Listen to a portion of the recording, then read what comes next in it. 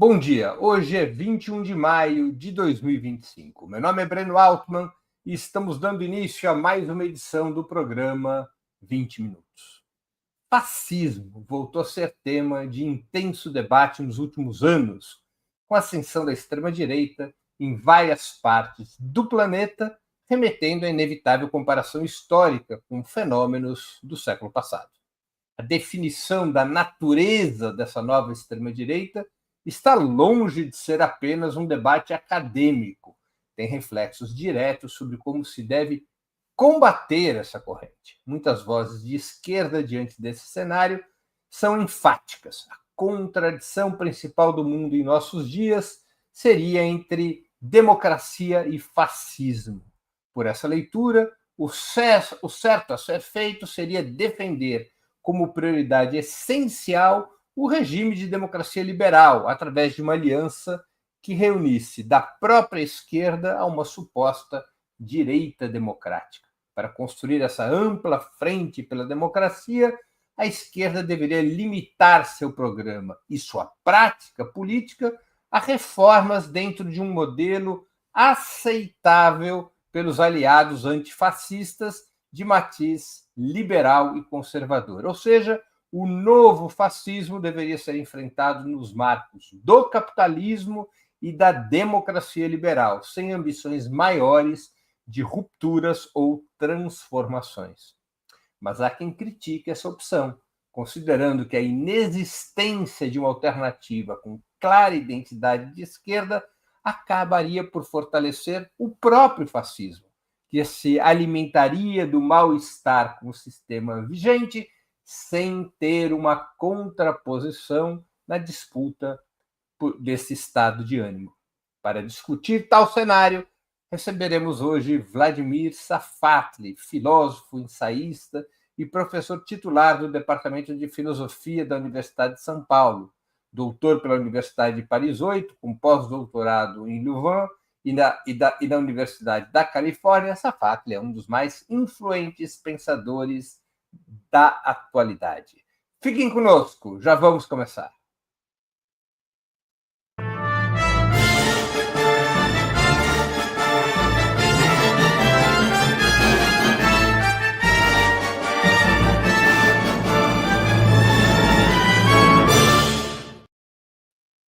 Bom dia, Safatli. Muito obrigado por aceitar nosso convite. Uma honra ter novamente sua presença no 20 Minutos. Bom dia, Breno. Para mim é uma grande felicidade também estar aqui com você. Safatli, o conceito clássico de fascismo, baseado nas experiências europeias do século XX, ainda nos ajuda a entender a extrema-direita? Sim, eu acho que é importante utilizar o termo. Acho que o termo tem um uso analítico, não se trata de um mero uso retórico. Certo? Agora, é claro que a gente tem que ter algumas precisões a partir do momento que a gente procura utilizá-lo dentro desse contexto atual, mas isso vale para qualquer conceito utilizado em teoria política, eu diria. Né? Nenhum conceito ele é efetivamente o mesmo, tal como ele apareceu em um determinado momento. Eu poderia lembrar, sei lá, o conceito de república, a República de Veneza, a República Brasileira, tem diferenças enormes. No entanto, a gente usa o mesmo conceito. A gente usa por quê? Para indicar um pouco um horizonte mais ou menos conexo de experiências. Né? Então, eu sou daqueles que insistiria, não se trata de imaginar o fascismo como um mero fenômeno histórico, um fenômeno que acontece em um dado momento da história. Eu diria que ele é um fenômeno estrutural. Ele tem uma ressurgência estrutural dentro das sociedades da democracia liberal. Né? E eu lembraria a você, Breno, que assim, depois do fim da Segunda Guerra, durante décadas, nós vamos ter várias tradições que vão insistir na permanência do fascismo como um risco das nossas sociedades. Por exemplo, os marxistas negros norte-americanos, Fred Hampton, George Padmore, ou mesmo Angela Davis, vão utilizar a todo momento o termo para insistir, olha, tem uma relação profunda, violência colonial, racismo ordinário, potencialidades fascistas, que constituem um horizonte possível de problemas a por vir, inclusive. Certo? Na Escola de Frankfurt, você vai ter estudos sobre personalidade autoritária nos anos 50, você vai ter alguém como Marcuse, que nos anos 70 vai insistir que o capitalismo estava entrando num processo de acirramento das suas crises, ele ia de desenvolver uma dinâmica de contra-revolução preventiva que poderia terminar em uma ressurgência do fascismo, isso no começo dos anos 70.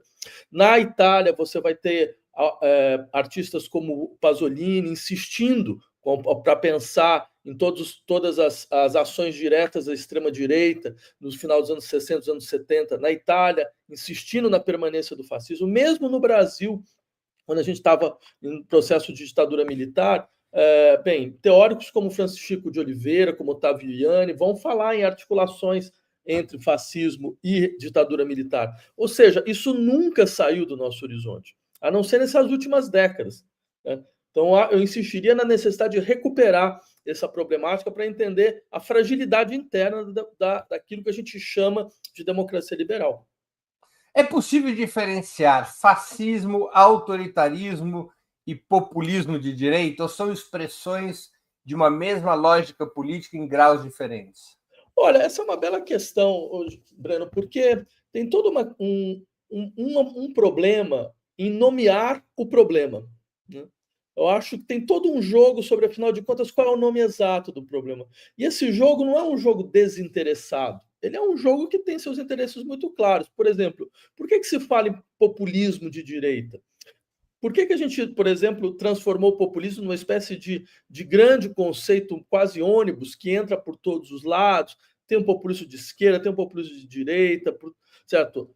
Eu insistiria no seguinte: a principal uso nesses casos é, primeiro, dar a impressão que se trata de algum tipo de desvio irracional, né? Ou seja, para longe do debate racional que seria próprio das democracias, você tem o emotivismo populista, você tem o jogo de afetos populista, você tem essa maneira de uma certa forma, se colocar para fora do debate político, né? Então, é uma maneira de expressar posições que estariam indo em direção para fora do debate político, e mais, são posições que são dos extremos.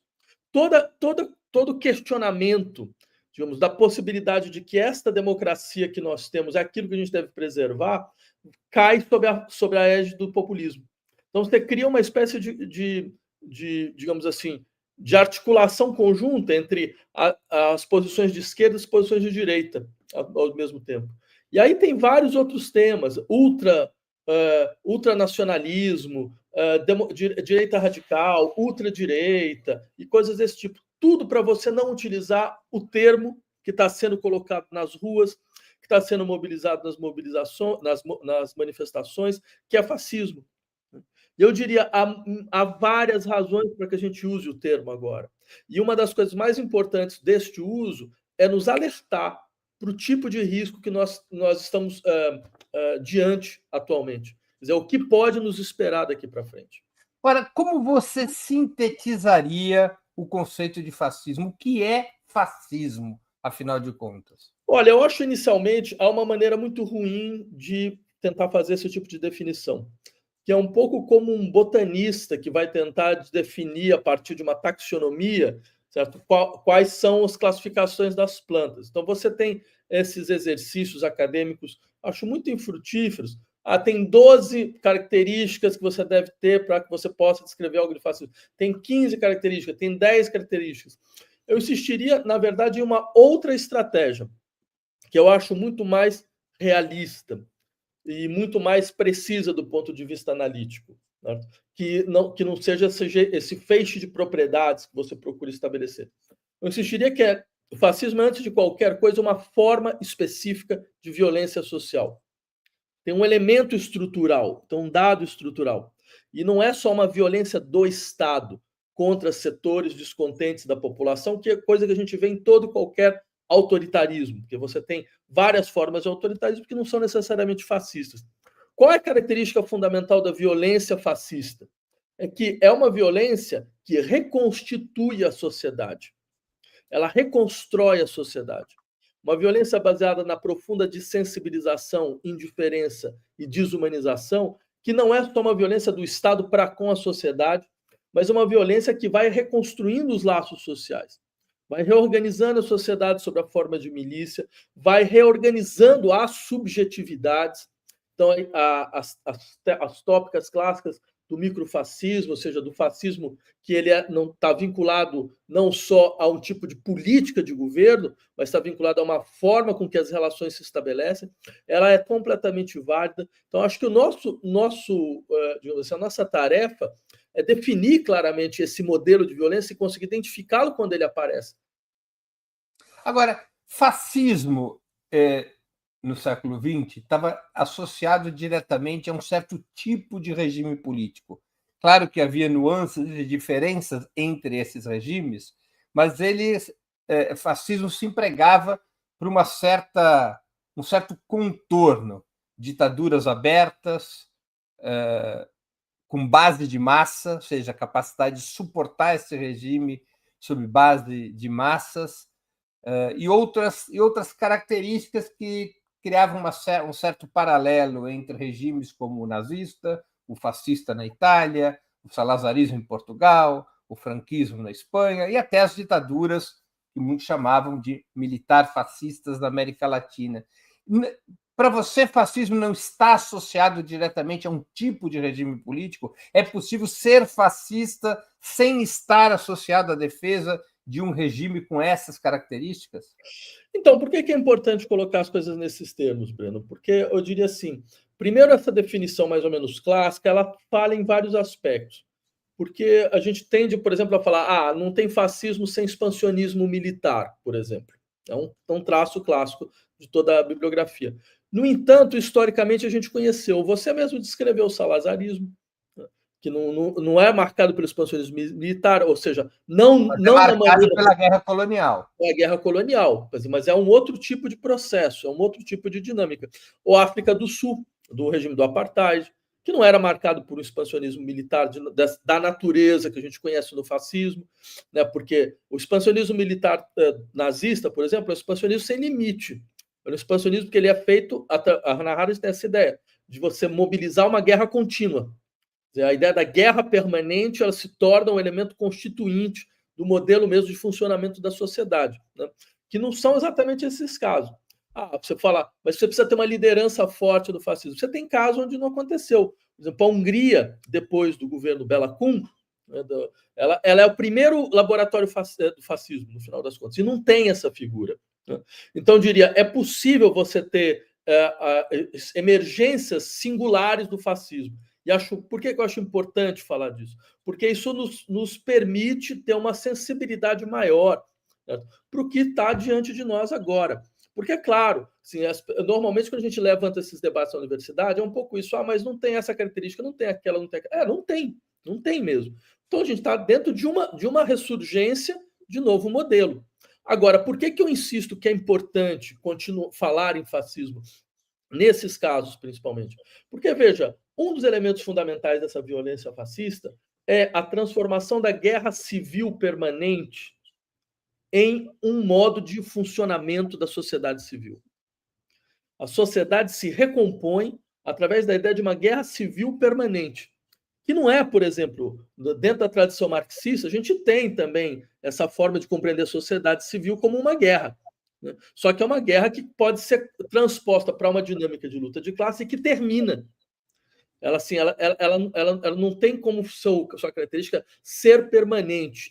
Ela continua sendo permanente porque a história não conseguiu ainda não ser a história da emancipação humana. No caso do fascismo, não. Você estabiliza essa dinâmica de guerra. E é claro, isso transforma as relações da sociedade, isso transforma as relações entre os sujeitos, e isso cria uma outra dinâmica, uma outra forma de gerenciar as crises nas quais nós nos encontramos. E eu insistiria um pouco nesse ponto pelo seguinte: por que uma alternativa como essa volta? Porque as crises do capitalismo são ingerenciáveis. Porque não é possível mais, está cada vez mais evidente que não é possível gerenciar as crises do capitalismo dentro do sistema que a gerou.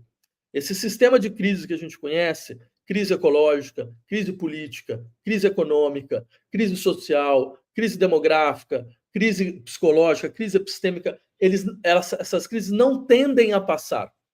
Pega, por exemplo, a crise econômica, que, em última instância, a gente tem que estar em crise econômica global desde 2008.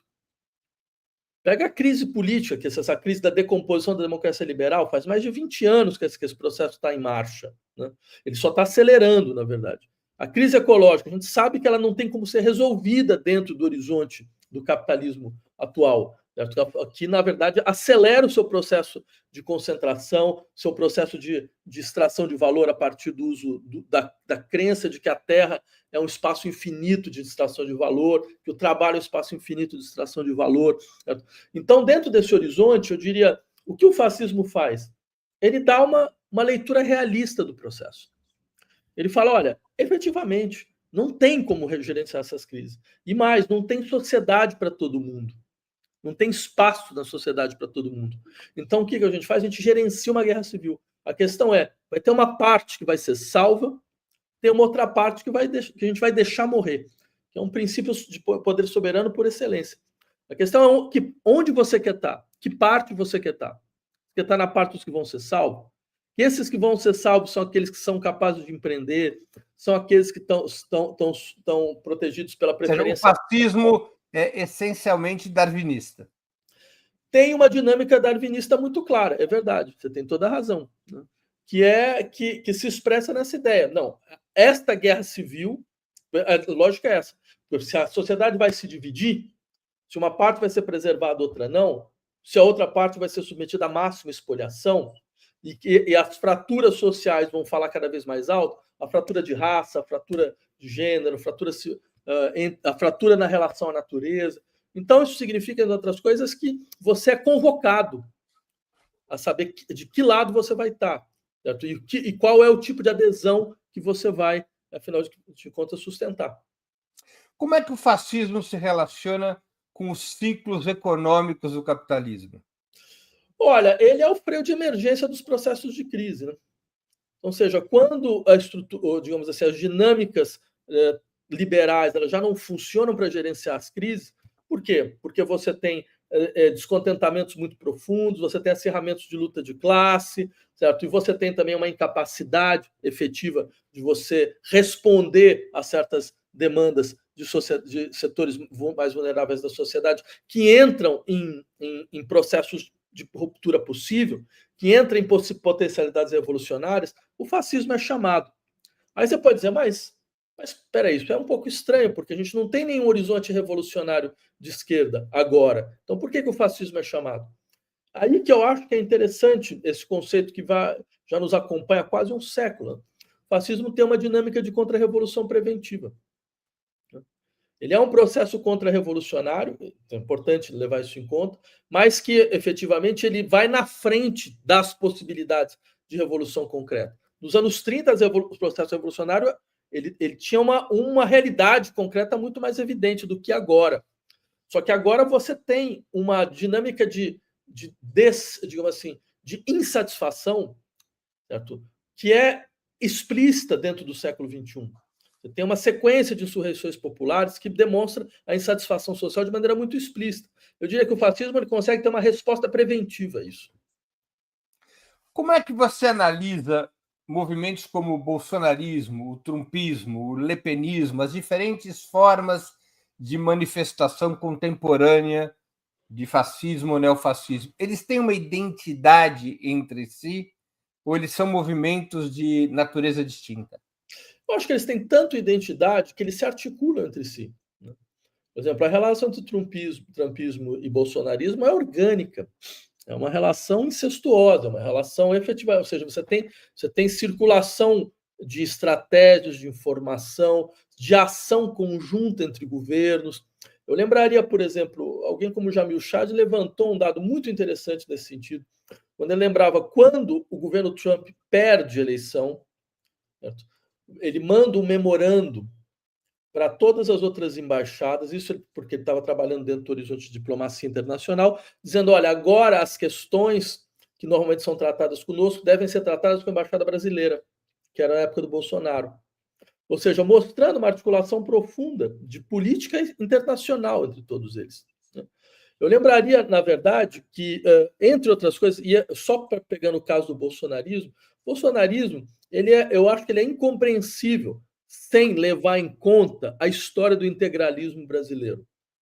E não é à toa que, em vários momentos, certo, elementos integralistas aparecem de maneira explícita no bolsonarismo. Lembra da carta de 7 de setembro, certo, onde ele, de 8 de setembro, quando ele vai tentar um golpe pela primeira vez, e ele faz uma carta à nação, e ele acaba assinando Deus, Pátria e Família? Um lema integralista. Lembra Damares falando, sabe, fazendo elogios ao integralismo? Bem, isso não é nem um pouco estranho se a gente lembrar que a ditadura militar brasileira, no seu momento de inflexão, na sua linha dura, ela vai criar um triunvirato. Do triunvirato, dois eram integralistas, o Márcio Meira e o Augusto Rademacher, né, que depois vira vice-presidente na chapa do Médici. Então, seria impossível que não houvesse... Eu acho que aí vem uma questão muito interessante. E até uma autocrítica da classe intelectual brasileira. Nós negligenciamos a história do fascismo nacional. Nós negligenciamos o fato de que o fascismo nacional é um eixo orgânico da história brasileira. O Brasil teve o maior partido fascista fora da Europa. A Aliança Integralista Nacional tinha 1.200.000 membros nos anos 30. E, é claro, a violência desse fascismo é a reverberação da história da violência colonial e a sua permanência. Então, imaginar que isso não seria um eixo constituinte da nossa história é uma abstração brutal. Agora, o fascismo, ou o neofascismo europeu, por exemplo, ou norte-americano, eles são fortemente nacionalistas, nacional-chauvinistas. O neofascismo contemporâneo, fascismo contemporâneo, exemplo de Milei e Bolsonaro, eles nada têm de nacionalistas, eles batem continência para a bandeira americana. Ao contrário até do que foi o integralismo no Brasil. O integralismo ele era fortemente nacionalista. Como é que você analisa essa diferença? Não, você tem razão em lembrar isso. De fato, por isso que eu insisto, essa ressurgência do fascismo contemporâneo, ela se adapta a certas situações locais. Ela não é a mesma em todos os lugares. Ela não é a mesma na Índia, ela não é a mesma nos Estados Unidos, ela não é a mesma no Brasil, nem na Argentina. No entanto, ela tem articulações, mas nas suas diferenças, né? E acho que esse é um exemplo muito interessante. Países onde a elite nacional não se vê mais como portadora de um projeto nacional, onde ela pode ter sua estrutura monopolista, onde, na verdade, o que ela procura é ser um sócio menor, mas um associado às dinâmicas do capitalismo global, certo? Faz com que o nacionalismo perca, em larga medida, seu interesse. Ele pode ser atualizado, como ele é atualizado no Brasil e na Argentina, certo? Contra populações mais vulneráveis que vão pedindo asilo, sei lá. Então, você tem as dinâmicas nacionalistas agora contra os imigrantes venezuelanos e bolivianos na Argentina, né? Isso pode acontecer, mas é claro, você tem uma importância diferente, é muito diferente de sociedades como a sociedade francesa, as sociedades norte-americanas, são sociedades clivadas por questões de raça e de migração, certo? De maneira mais estrutural possível. E, é claro, é uma maneira de você desarticular a possibilidade de uma organização de classe, você mobilizando essas clivagens mais uma vez, criando, então, essa dinâmica das preferências nacionais, certo? Afinal de contas, essa sociedade ela vai ser uma sociedade dos locais, dos nacionais. Então, acho que isso ganha uma outra dinâmica, que é uma dinâmica distinta da nossa, pelo menos por enquanto, eu diria, pelo menos até agora também. Qual é o papel das redes sociais e dos algoritmos nessa nova fase da extrema-direita? Olha, Breno, eu diria o seguinte, tem um papel ainda mais estrutural, que a isso diz respeito também a nós, da esquerda, que é o que as redes sociais efetivamente conseguiram explicitar, eu diria, em certos aspectos. Elas explicitaram um certo modo de organização do discurso, da existência, que é baseado no impacto, na funcionalização, na estereotipia, em um certo tipo de velocidade, em uma certa forma de falar, certo? Ou seja, uma certa espetacularização, certo? Da ação, que é claro, veja, por um lado, isso é um elemento que já estava presente dentro da indústria cultural no sentido mais forte do termo. O que a rede social faz é permitir que todos possam ser um ator nesse sentido. Todos possam produzir-se a partir desta dinâmica. Não só as celebridades, não só as pessoas que você vê nos filmes, mas agora você também. E é muito interessante que isso conseguiu, na verdade, criar uma espécie de limitação brutal do horizonte do nosso discurso político. Porque todo discurso ele tem que agora ser submetido à mesma velocidade, ao mesmo impacto, ao mesmo sistema de provocação, à mesma funcionalização, à mesma estereotipia.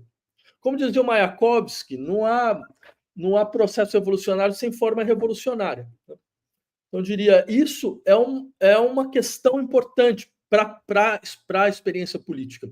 E mais do que isso, você percebe? A gente está falando de um horizonte que ele é o horizonte de comunicação mais monopolizado que nós conhecemos até hoje.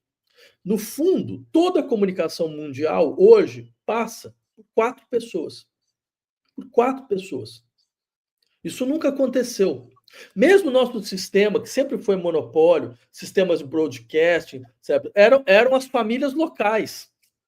Eram monopólios nacionais e não oligopólios mundiais. Exatamente, você tem toda a razão. Eram monopólios nacionais. Não tem essa estrutura, que é uma estrutura absolutamente, eu diria, inovadora, que é muito próprio desse nosso momento histórico. E mostra uma permeabilidade, uma porosidade brutal das estruturas nacionais a essa dinâmica internacional, com um problema gravíssimo, você pode imaginar. Né?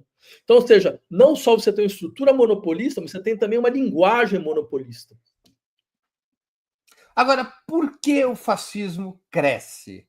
Quais são as raízes desse crescimento do fascismo ao ponto da sua ascensão poder levá-lo ao governo de vários países do mundo? Porque ele dá uma resposta racional ao problema. Eu queria insistir num ponto. Ele dá uma resposta racional. E eu acho que é importante ver as coisas dessa forma.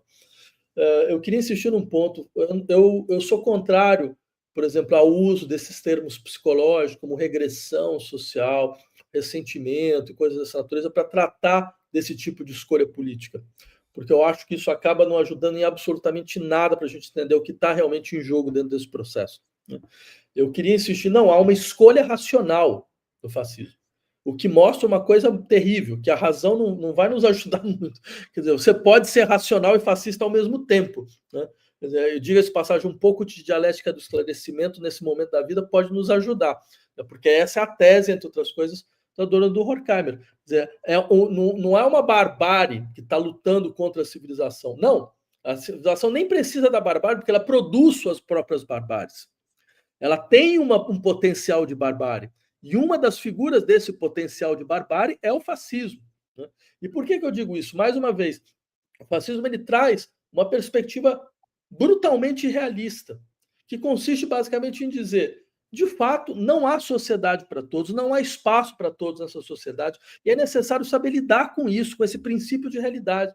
E qualquer outra pessoa que vai te dizer o contrário vai mentir para você, falando que não é possível uma sociedade radicalmente inclusiva, uma sociedade de profunda solidariedade, porque isso nunca aconteceu e você nunca viu. É isso que eles falam. E eles se aproveitam do fato de que, como a esquerda está num processo de retração profunda, certo? A esquerda, então, não consegue utilizar seus governos como um exemplo, um horizonte de possibilidades reais de transformação social em direção a uma sociedade da máxima solidariedade, uma sociedade baseada na igualdade radical e na soberania popular, aí a extrema-direita, aí o fascismo cresce. Então o fascismo fala, não, a única que fala a verdade é a gente. Os outros falam coisas que eles não conseguem nunca realizar. Você nunca vê o processo em realização. E aí eu insistiria, não há processo de dinâmica fascista sem uma esquerda que tenha traído seus princípios. Sem um processo, sem uma esquerda que perde a sua orientação por completo. Então eles crescem em cima das nossas contradições. Uma anedota, uma vez perguntaram para o Dino Alfieri, né, que era o Goebbels do fascismo italiano, ainda antes do Mussolini chegar ao poder, mas depois que o fascismo já tinha desatado sua onda de violência pelo país, um empresário chegou contente com a violência, porque a violência era contra grevistas, e perguntou ao Dino Alfieri, qual é o programa de vocês? Vocês são ótimos, vocês são combativos. Qual é o programa de vocês? O Dino Alfieri parou, olhou para ele e fez, a violência é o programa. Não, mas essa colocação é boa, Breno, porque assim... A violência era o próprio programa. E eu até diria, essa forma de violência, é importante a gente perceber até onde ela pode ir. Porque nesse caso que você levanta, é o primeiro nível da violência, a violência do Estado, dos setores que a eles se associam, contra setores da sociedade, em especial estruturas sindicais, mobilizações de trabalhadores, ou seja, são setores organizados da luta de classe. Você vai contra, você usa toda a força. Só que a violência fascista não para aí. Ela não para aí. Certo? Eu sou daqueles que acham que existe uma espécie de sistema de autodestruição que entra no interior da sociedade. Né? Ou seja, no sentido de que essa é uma violência que começa a ser também uma transformação da relação entre o Estado e a maneira de você gerir as mortes. Porque, por exemplo, a gente viu isso na pandemia. Eu diria, o fascismo ele aparece como um eixo importante de organização das respostas do capitalismo às crises que virão. Crise sanitária, crise ecológica. O que tem de um lado mais impressionante dentro desse processo? É a indiferença em relação a elas. É um deixar morrer. Sabe? Então, assim, você pode destruir um Estado brasileiro, você vai continuar com o mesmo processo de produção, com o mesmo processo de ocupação da terra, porque é indiferente, sabendo que daqui a 5 anos você vai ter o mesmo tipo de catástrofe. Você vai ter uma crise sanitária como a pandemia e você vai literalmente desengajar o Estado da preservação dos seus cidadãos e das cidadãs. Você vai aumentar o nível de exposição à morte. Né? Então, ou seja, esse elemento...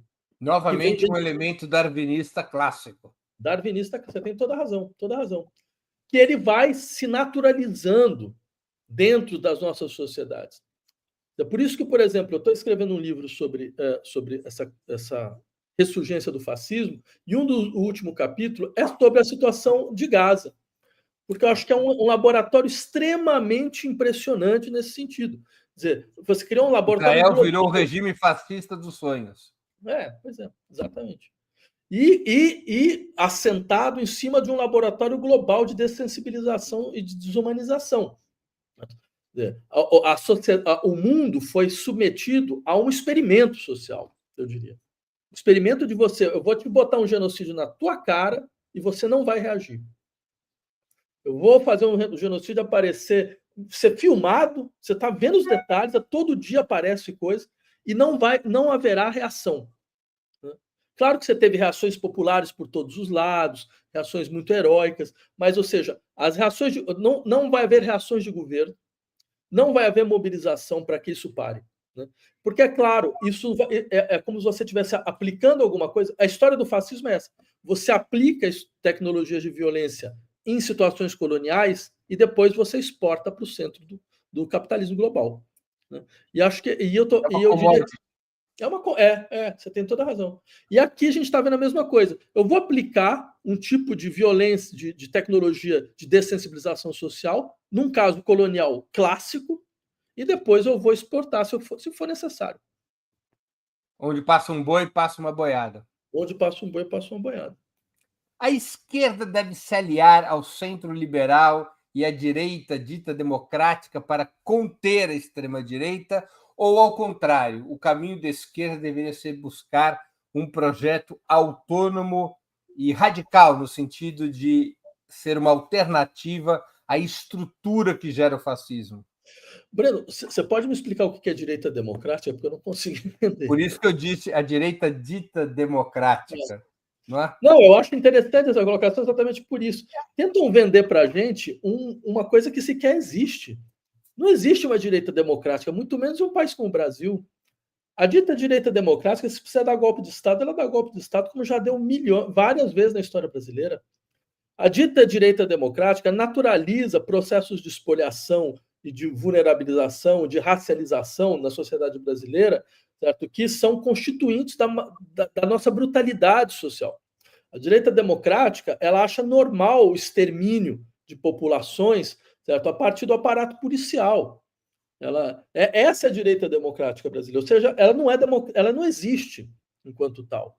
Ela é uma invenção, ela é um unicórnio. Né? Então, eu diria, nesse sentido, a esquerda que acredita nesse canto de sereia, que vai atrás disso, é uma esquerda que está atrás de alguma coisa que vai simplesmente destroçá-la. Por quê? Porque esses setores da direita com os quais ela se alia, na primeira fragilização da esquerda, eles o abandonam. E vão... Quer dizer, por um lado, veja, porque na verdade a direita brasileira é muito esperta. Eles criam o quê? Eles criam esse discurso para falar: nós vamos frear a esquerda na sua capacidade de transformação.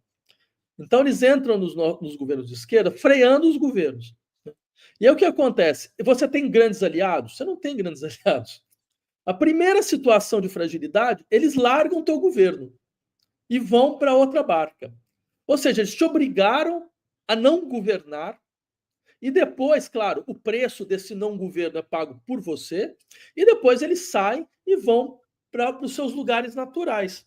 Ou seja, essa estratégia teve uma só função: destruir a esquerda. Eu vou lembrar a frase que é atribuída ao Pier Paolo Pasolini, eu nunca consegui comprovar a existência dela. Mas a frase é excelente, que era que, com o tempo, a burguesia inventaria um fascismo para inventar um antifascismo que domesticasse a esquerda. Está escritos corsários. É uma frase mais ou menos dessa mesmo, está nos escritos corsários. Então, você tem toda a razão, e é isso que eles fizeram. E o mais impressionante, bem, esse livro foi escrito nos anos 70, a gente está em 2025, ou seja, não foi por falta de aviso, todo mundo sabia. Isso não é uma coisa que caiu do céu, era uma estratégia que, assim, prevista dentro do processo das lutas políticas. E a gente não estava preparado para ela. Né? Isso é que é desesperador. Isso é que é desesperador. É você ver o processo na tua frente, falando, mas veja, a gente já sabia disso. A gente sabia que não dava para confiar nesses setores, que eles iam tentar nos chantagear das piores maneiras, que eles iam construir um governo que tinha a única função nos paralisar, que essa paralisia ia cair nas nossas costas e que isso ia desmobilizar nossas bases, e depois eles iam chutar uma porta podre. Porque aí ficaria muito mais fácil, não consegue mais ter mobilização, não consegue mais ter base, não consegue mais ter agressividade política. E é isso, eu diria, isso fortalece o fascismo. Isso não é uma estratégia de combate, isso é a condição para a sua emergência. Ele emerge agora dessa forma por causa disso. O que deve fazer a esquerda diante do perigo fascista? Ela precisa se colocar mais claramente como uma dinâmica revolucionária social. Ela deve entender que o jogo agora vai ser entre duas revoluções. O fascismo é uma revolução, é um processo revolucionário. As pessoas que estão integradas nessa dinâmica, elas têm uma subjetividade revolucionária no sentido mais forte do termo. Tá? Elas têm abnegação, elas vão em frente, elas não fazem cálculo para saber se elas ficam ou não ao lado. O sujeito pode ter quase morrido na pandemia, né, ter ido para a UTI e continua bolsonarista.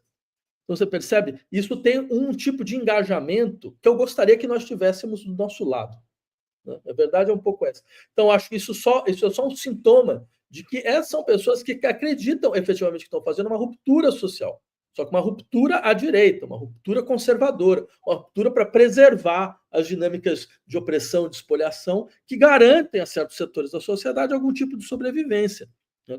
Então, e que conseguem aproveitar, digamos assim, o desencanto de outros setores para ganhar dinâmicas de massa. Você precisa de uma alternativa neste nível. E é isso que nós não estamos conseguindo fazer. E não é por falta não é uma questão de discurso, porque a esquerda governa. A esquerda governa estados, a esquerda governa a federação, a esquerda governa municípios. Esses governos, eles teriam que estar engajados, eles teriam que dar sinalizações claras para a população de que efetivamente você acredita no processo de transformação estrutural da sociedade brasileira. E não é isso que está em jogo. Né? Você acha que a esquerda perdeu a batalha simbólica contra essa estética revolucionária ou rupturista do fascismo? A esquerda negligenciou a disputa cultural? Então, e eu diria o seguinte, uma batalha simbólica nunca é só uma batalha simbólica. A gente morre por símbolos. A gente vive por símbolos.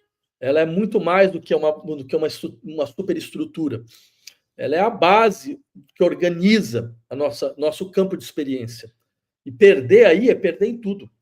Não é só uma questão... E eu diria, a gente perde não porque a gente tem um discurso ruim, mais uma vez, porque discurso é ação, discurso é prática, tem uma relação de discurso e prática. Você fala uma coisa e depois você vai fazer outra coisa, você vai se articulando como uma forma contínua de traição, aí você não tem discurso que se sustente, né?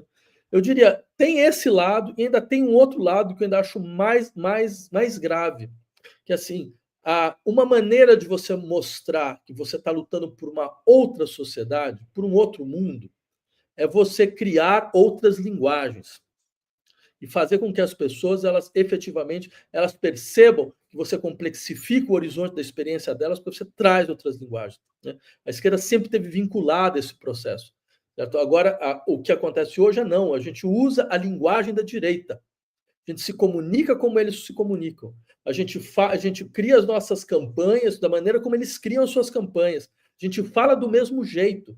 Se você fala do mesmo jeito, então não tem duas alternativas em jogo, só tem uma. Trair na fala, trair na palavra, é trair na ação. Sempre foi assim. Entendeu? A gente não tem nem mais as nossas próprias palavras. Até no ponto de vista semântico, você percebe?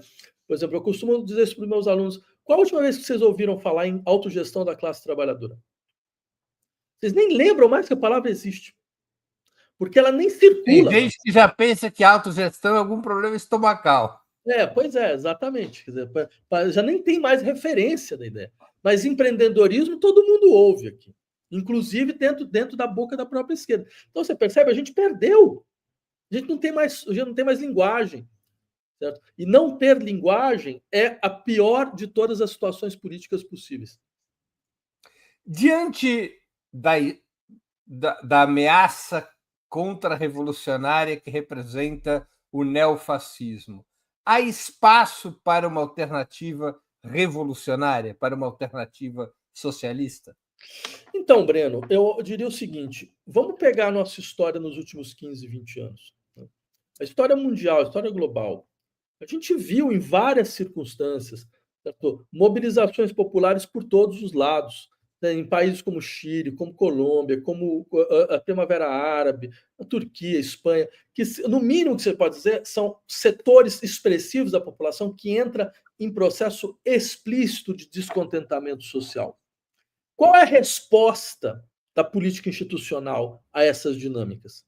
Em maior ou menor grau, certo? São respostas que não aproveitam digamos assim, esta possibilidade efetiva de engajamento e ruptura que trazem esses movimentos.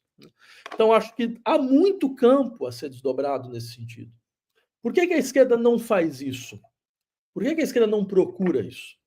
Primeiro, porque ela se viu como a sua função atual uma função conservadora. A gente vai tentar gerir as crises do capitalismo. Mas me perdão pela interrupção, mas isso não tem a ver com a derrota do campo socialista em 91, com o colapso da União Soviética e o que aquilo representou em termos de encerramento da primeira experiência socialista? Olha, Breno, eu acho que esse é um elemento constituinte, sim, do processo. É um elemento constituinte. Porque por mais que a própria esquerda tinha muitas críticas a respeito desse socialismo real, quer dizer, a gente esperava que daí saísse uma outra coisa, que não que se decompusesse daquela forma. Que você pudesse recuperar algum tipo de dinâmica, reatualizar todo tipo de dinâmica, sei lá, como na Tchecoslováquia em 68, você consegue fazer um socialismo com rosto humano, sei lá. Você consegue modificar estruturalmente algumas potencialidades imanentes, porque eram, em larga medida, algumas eram revoluções efetivamente populares, outras foram processos mais pelo alto, tal, mas muitas eram revoluções populares. E, de fato, isso não aconteceu. E eu acho que isso deu um baque dentro do processo. É um elemento importante a ser levado em conta. O que nos obriga, inclusive, eu acho importante, a recuperar esse momento histórico naquilo que ele tinha de potencialidade, que não foi realizada. Pensar, quer dizer, fazer uma leitura. Por que essas potencialidades não se realizam?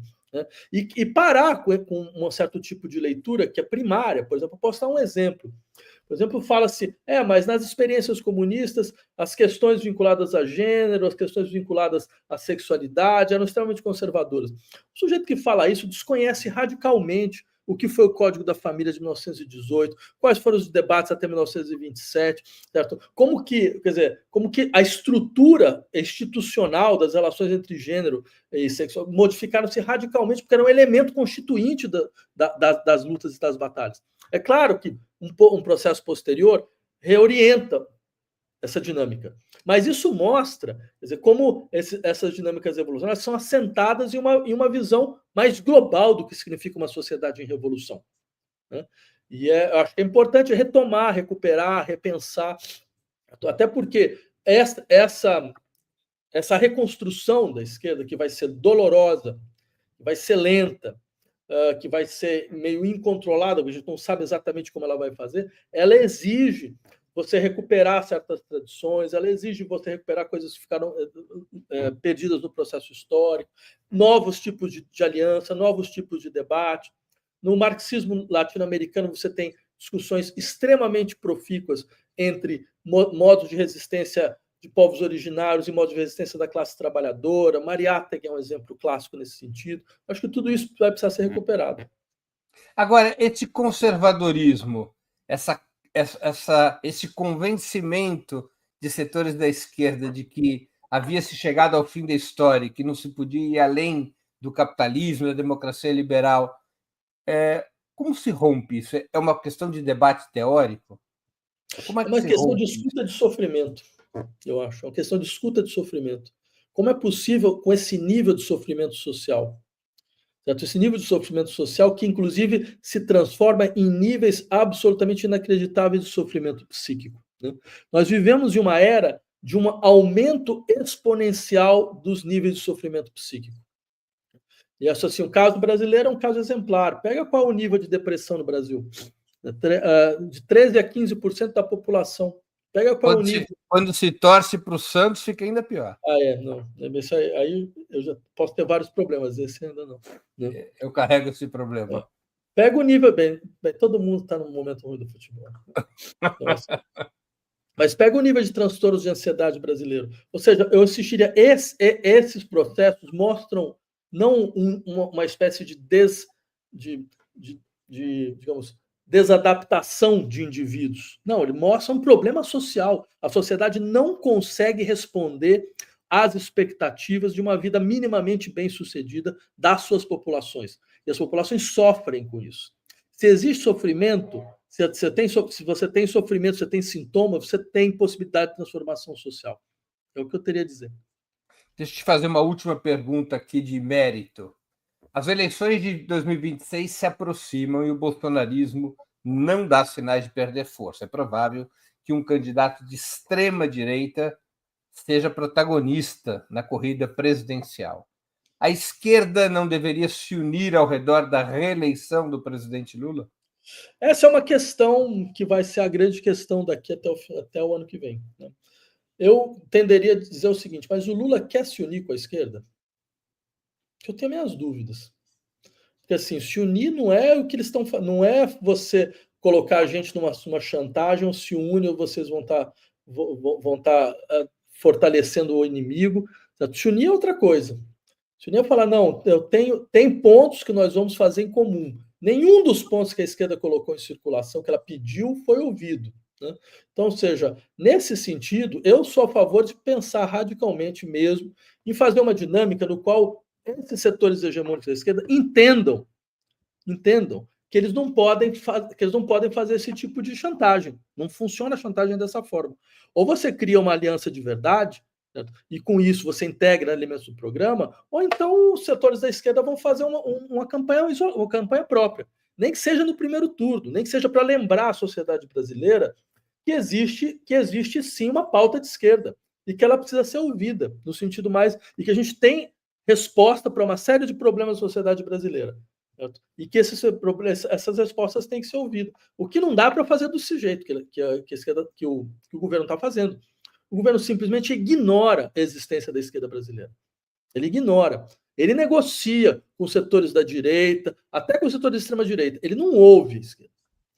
Talvez tenha uma outra exceção em política exterior, que aí o Lula sabe lidar melhor com as pressões. Mas é um setor isolado dentro da política nacional.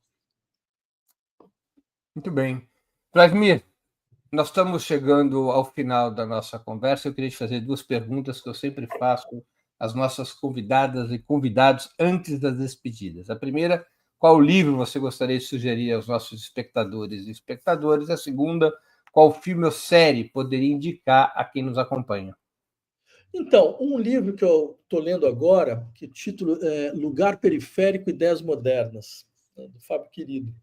Eu acho que é um belo livro sobre a formação, digamos, do marxismo uspiano, digamos assim, certo? Dos seus impasses. Isso não é só uma questão local, porque é um setor da intelectualidade brasileira que teve grande influência no Brasil nos anos 70, 80, 90, até, bem, o governo Fernando Henrique, tudo isso. Então, acho assim, e os seus desdobramentos, a formação do PT, do PSDB, é um livro muito bem feito, é o que eu recomendo mesmo. Acho que uma sociologia das ideias. Capa interessante, né? Aqui eu identifico o Florestan, o Aí, né? Chico Oliveira, aqui O embaixo eu não Verfort, sei quem é. dá A para ver o Marina Verfort. Chauí, o Acho que Verfort, é isso aí, é isso aí. Antônio Cândido, alguns outros eu não identifico. Também tem uns que eu não identifico, não. Uma capa interessante. E o, Criativo. Gostei da é, capa.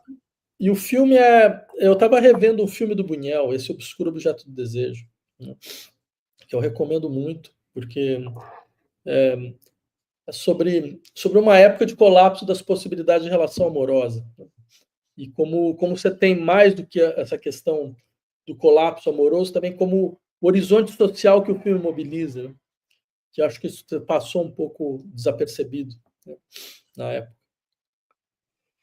Muito bem. Pessoal, hoje eu não pude ler o Superchat, eu estou vendo o que as pessoas estão perguntando, porque a gente estava com um horário muito exprimido com o Vladimir, ele tem um compromisso em seguida, então eu peço desculpas, hoje não foi possível ler essas questões, vai ficar para uma próxima oportunidade.